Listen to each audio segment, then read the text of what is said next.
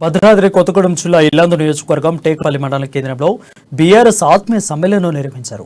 ఈ కార్యక్రమంలో ముఖ్య అతిథిగా ఖమ్మం ఎంపీ నామా నాగేశ్వరరావు, ఎమ్మెల్యే రేఖ కాంతారావు పాల్గొన్నారు.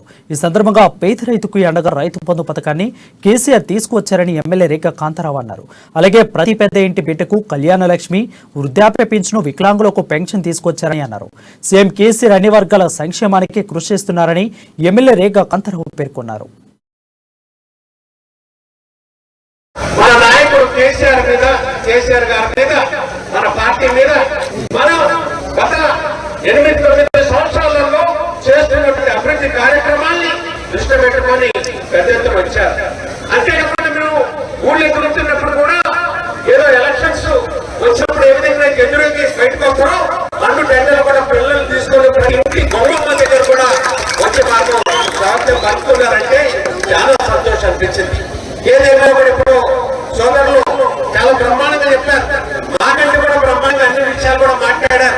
జరుగుతున్న పరిణామాలు, ఇప్పుడు చేస్తున్నటువంటి అభివృద్ధి, ఇక్కడ ఎవరు ఏం చేస్తున్నారని కూడా చాలా క్లియర్ గా చాలా చక్కగా చెప్పారు. మీ అందరినీ నేను కోరుకునేది ఒకటే, మన నాయకుడు కేసీఆర్ గారు పోరాడి సాధించిన తెలంగాణ గత 9 సంవత్సరాల నుంచి బ్రహ్మాండంగా అన్ని విధాలు కూడా అభివృద్ధి చేసుకుంటున్నాం.